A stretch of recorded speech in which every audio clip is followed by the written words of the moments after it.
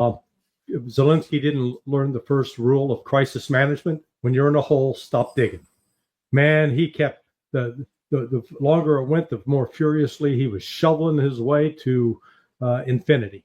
And, remember, this entire week was part of a staged attempt by Europe to rope the United States into securing Ukraine's freedom.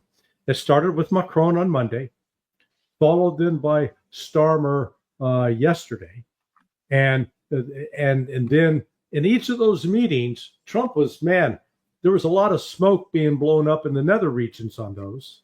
There was so much smoke that I thought the DC Fire Department was going to get called to the White House, but it was all Trump kept it upbeat, positive, but he didn't give in on the very thing that Macron and Starmer came for, and that was for Zelensky to close the deal. Notice when they're sitting there, they got a fireplace behind them. The fireplace is not lit. That was done for a reason, I believe. I don't think it was an oversight. I think they don't want to create a warm, comfortable atmosphere. I think Trump recognizes that if this negotiation is going to go anywhere, it can't go with Zelensky because Putin's not going to talk to him. They just created the reason to get rid of Zelensky today. Ray, your thoughts on what we just observed and on what Larry just said? Well, just a few days ago, Zelensky says, "You want me to leave? Я готов. I'm ready to leave." Well, whether he was ready to leave the White House or not is another question, but he did get thrown out unceremoniously. It's a mixture of, he was rudely treated, but he had it coming to him. Here's a comedian that thought he could be a big shot. He was misled by the Blinkens and Sullivans and Bidens of this world. Which one was the comedian who thought he could be a big shot, Trump or Zelensky? Zelensky, okay. I don't think Trump ever acknowledged trying to be a comedian. He certainly was no comedian here. Now, he said, look, make a deal or we're out, okay? Well, it's not only that we're out, the United States of America is out, it's also that Zelensky is out. And introducing the program, you said, it's the end of the week, at the end of the day. Well, it's the end of Zelensky, for God's sake. He's out. And if he doesn't come to terms, if the U.S. doesn't think that he's still a useful tool to make a deal with the Russians, he's out of there. And, it became so acrimonious because here's Trump saying, look, we gave you all the support you're needed. And, the Russians suffered for my first term by being accused of all manner of things. And Putin had to deal with that. And he had to put up with that. And he doesn't have to put up with that anymore. So look, make a deal or we're out of there. And we're already out of there. I think that theater was as much designed to the Stormers and the Merzes in Germany and the Macrons in the world as to anybody else. It's over for Ukraine. And, when you say Schadenfreude, delight at the misfortunes of others, well, that's tempered, in my view, to the tragedy of this person who was misled into thinking he could be a big shot, whereas really he was just a comedian willing to do the bidding of those whose word should not have been trusted. Larry, I think Ray is quite correct. He's a tragic figure. Does the United States get rid of him? Was this for the domestic Ukrainian audience, the show he could stand up to Donald Trump? Does he have European financiers like Starmer and Macron and Merz ready to step in? Where do you think this goes? The Europeans are in shock right now. They are in absolute shock. I was monitoring Sky News before, and they were sort of a little upbeat. Yeah, man, Macron and Trump, they're going to get together. They're going to have this agreement signed, and we'll have the United States locked in on the raw. Well, boy. Then this happened, and they're sitting there. Their jaws are hanging open. They're wide-eyed, and they're going, I can't believe what we just saw. And at the top and bottom of every hour, they're playing that full 10 minutes of that the confrontation. They're playing it over and over and over, and then they're bringing in Ukrainians to comment on it, and they're bringing in British, the military and intelligence pundits, and everybody goes, man, game over, and because Europe is not in a position to pay for it, to produce the weapons, to shoulder the burden of this war. They talk about it, but talking's one thing and actually doing's another. And what was exposed this week was the weakness of Europe. That's why Macron and Starmer tried their two-team on Trump, and it blew up in their face. Ray, is Zelensky finished? He's finished unless he dovetails with what Trump and J.D. Vance want.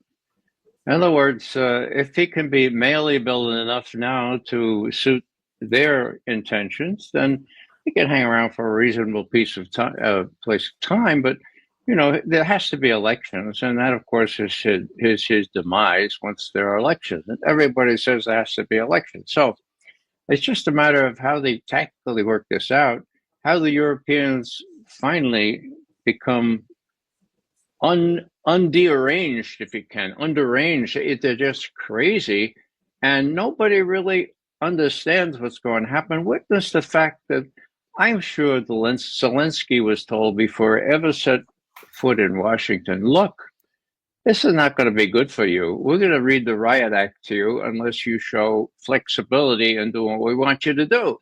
So who counsels Zelensky? Yeah, go anyway. I think we can change this around. Probably Boris Johnson and the Brits. Oh, good Lord.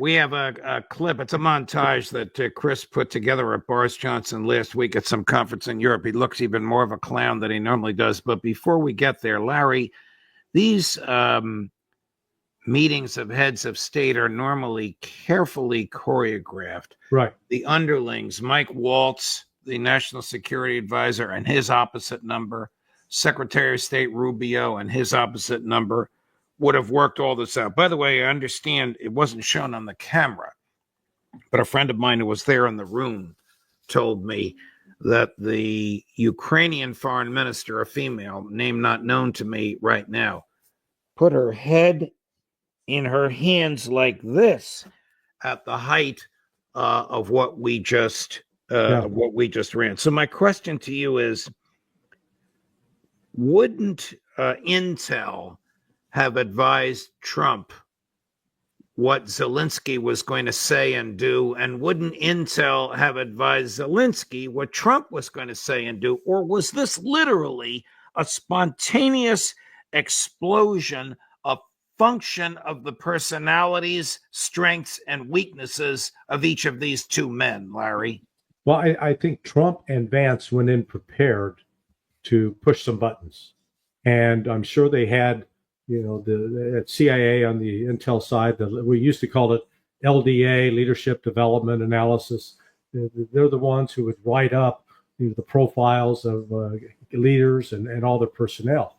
And it was worth noting, man, Zelensky had an entourage of about 15 people in that room.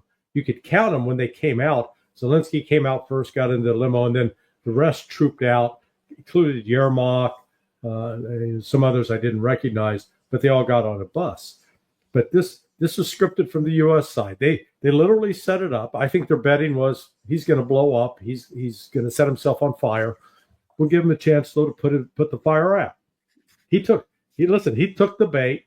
He decided that he was going to get into a verbal sparring match with Donald Trump. Look, Trump's taken on Vince McMahon, for God's sake. Okay, the World Wrestling Federation. And he's taken on Jeb Bush.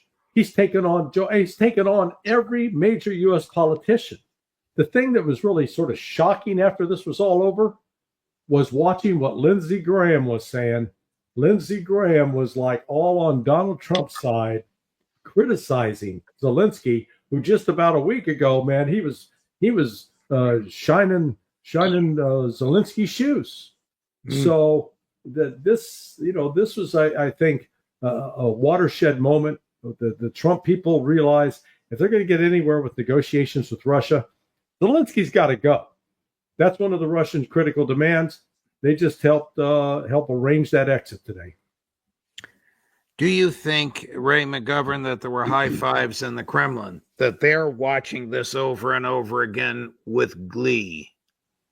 Of course. I mean, not only is it what the Russians want, it's what the situation demands. Now, you can be embarrassed for Zelensky's treatment, and it was certainly rude. But think back just 3 years when Zelensky is lionized before a joint session of the U.S. Congress and given an American flag by, who was it? Pelosi. Was it Nancy Pelosi and some other woman there. And, it was just crazy what we did in leading him along. Now, he has had this rude awakening. The only fly in the ointment remaining is whether the Europeans have had a rude awakening. Now, they were let down easier, but there's no way, as Larry said, there's no way that they can compensate for U.S. support, either financially or militarily. So the die is cast, and this was a kind of interesting denouement where, as Trump said, "My God, this is really good TV." Well, it was, and it set the stage for what's to come. And the Russians and we are now talking about more than just Ukraine. The Europeans are going to have to recognize reality. It's really bizarre that educated people in Europe can't understand that the game is lost and that there's no profit at all in trying to continue it. I don't know if the two of you have seen this before, but this is pretty good for laughs, even though he's got blood on his hands. This is Boris Johnson attempting to be a cheerleader before some group in Europe last week. When I say he has blood on his hands, I mean he was the one dispatched by President Biden to dissuade President Zelensky from signing an agreement, a thick agreement, every page of which had been initialed and freely negotiated for in Istanbul between the Russians and the Ukrainians, when Johnson gave him the Biden nonsense. Don't worry, we'll back you up and you'll win. Here's Boris Johnson last week, cut number 14. Everybody knows there's a minerals deal on the table today, right? And I think it has every prospect of being signed. And frankly, I think it should be signed. Because it commits the United States in black and white to a free, sovereign, and secure Ukraine. So what we need now is everybody to be serious and to get real and to listen to what Trump is actually saying and doing and proposing. He said he doesn't mind UK troops on the ground in Ukraine. That's great.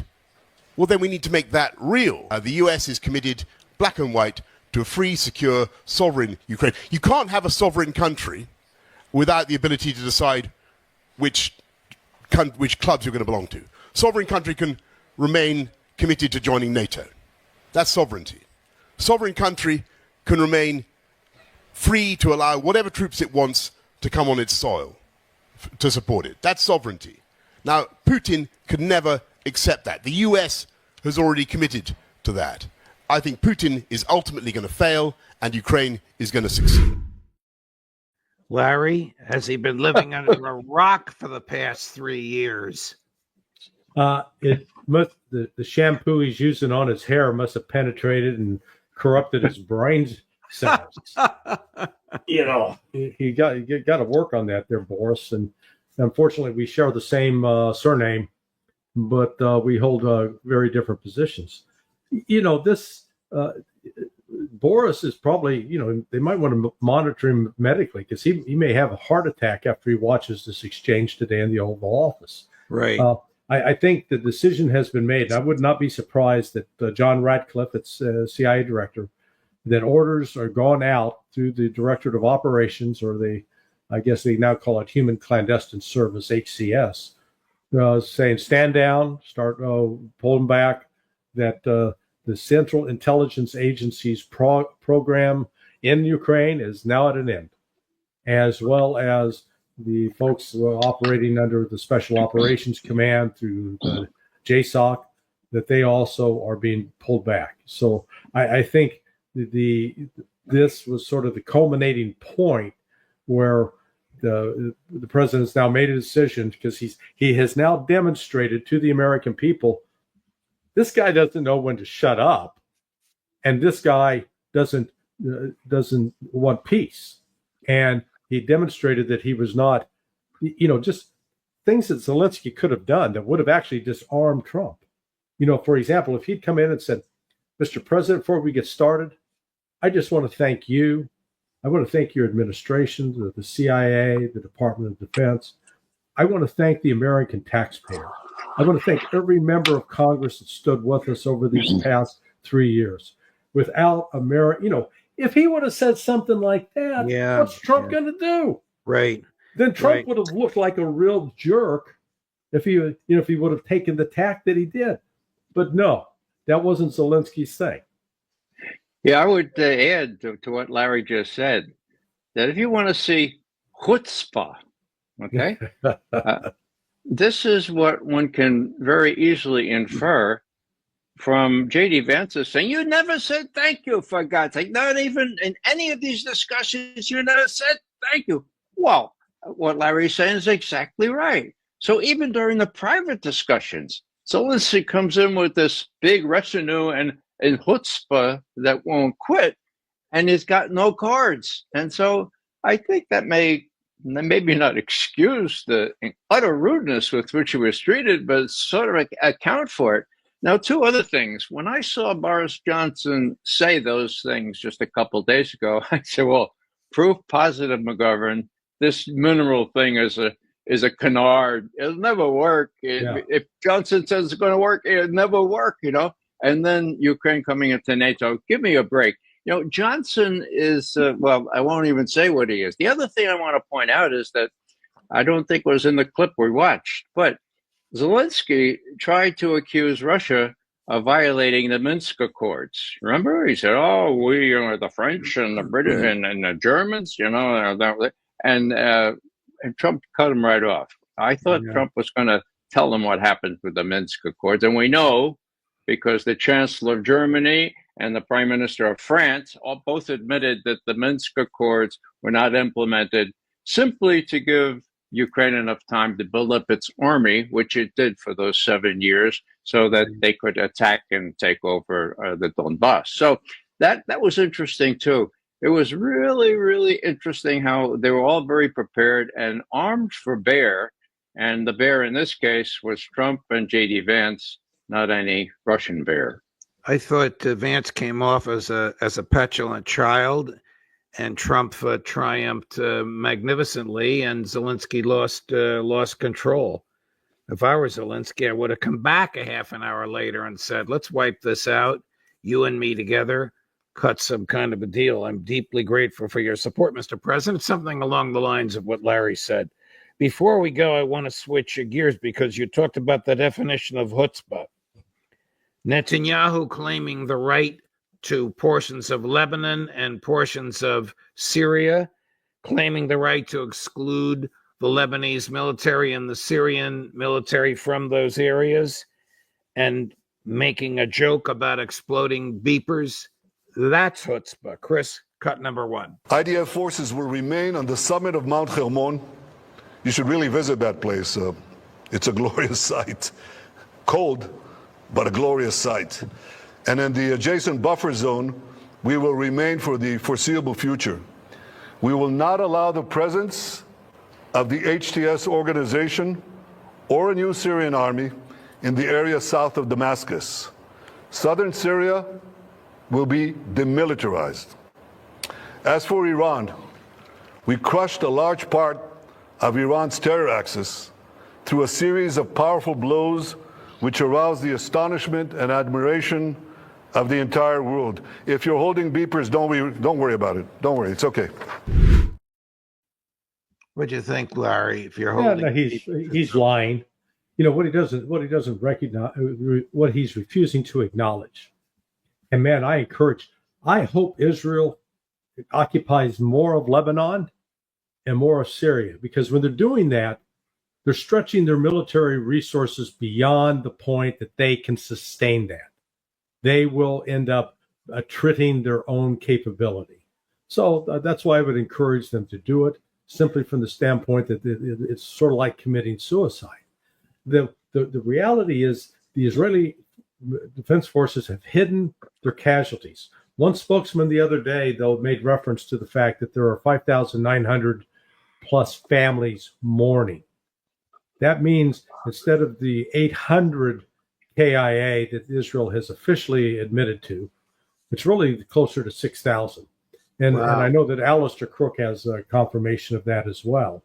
So Israel is not the size of an army that can sustain those kinds of losses. And what they encountered there in Lebanon, they did not penetrate far into Lebanon. Remember last week, both Pepe Escobar went down to that border with a couple of other friends of mine, and they surveyed it. So this is another example of Netanyahu flapping his gums. But when it comes to Israel being able to sustain this kind of action, they're going to push themselves past the limits of their capabilities. Ray, Alistair Crook, Scott Ritter, and Colonel McGregor all say the Egyptian military is getting ready to attack. Assuming Larry is correct about the vast losses of the IDF, could they even sustain such an attack? The Egyptian military is many times the size of the IDF. You know, Judge, I know that my colleagues have said that. I don't know the evidence that justifies their saying that. I'm from Missouri. You'd have to show me the evidence. What I do know is whether Trump's chutzpah can cancel out Netanyahu's chutzpah. I'm not sure it can. I disagree with many of my colleagues on that one. Netanyahu is going to do what he wants, and it may not have the wherewithal to prevail. That's why he's counting on Trump and the United States to come to his aid. He may be wrong on that, but once he tries, it's going to be very difficult for Trump to say no.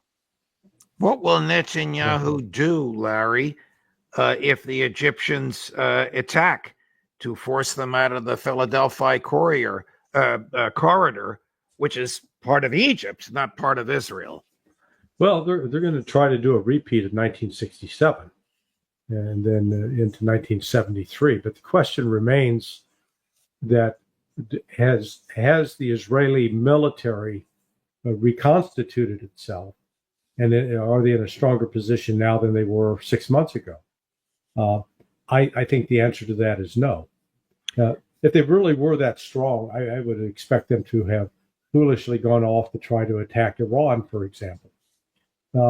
We'll have a clearer picture after next Tuesday, March 4th, because Egypt is assembling the variety of the states in the Middle East to have this conference about what are we going to do for the people of Gaza to rebuild Gaza, money, coming up with that plan. I mean, I agree with Ray. Netanyahu he's a complete loose cannon, and he's going to do things without necessarily thinking them through. But if he chooses to attack Iran, he's going to run into a buzzsaw that would very well could bring about the destruction of Israel, at least its military capability. Let's just go back before we end to where we started. Ray, do you think that what we observed in the Oval Office, and Chris put together what we believe is the 3 most incendiary minutes, it went on for 10 minutes. Yeah. Ray, do you think it was for real or it was an act? It was for real. And part of it, as I suggested before, was the hubris, the chutzpah demonstrated by Zelensky and his retinue coming in and making believe they still had some cards, which they, Trump reminded them several times, you ain't got no cards, okay? And, it was just sort of so blatantly clear that the Trump and Vance administration said, there's enough with this fellow. We're not You going to know, let him pull our strings anymore. He's out of here, and he's out of his office as long as he continues to demonstrate he won't cooperate with us. I agree Yeah. fully with what you just said. And Larry, I think that was the most important thing. Yeah. That was the most important thing that. I think we were all. Okay. There's some other transmission coming in here. That was the most important thing that Trump said, and he must have been sick and tired of what he went through this week, because Starmer has no cards. Macron has no cards. Right. And now he's in front of Zelensky, who really has no cards. I'll give you the last word, Larry. Well, look in the case of both Macron and Starmer, they were supplicants. They came to ask Donald Trump for something. Trump wasn't going to them asking for anything. Trump was in a position where he could grant what they were asking for, but he didn't. And the same position for Zelensky. Zelensky, though, was in contrast to Macron and Starmer, who were deferential, who were praiseworthy. What they did was they demonstrated. Sorry about that, my phone keeps going off. What they demonstrated was he was completely clueless. He was insisting that he was going to dictate the terms, and Trump wasn't having any of it.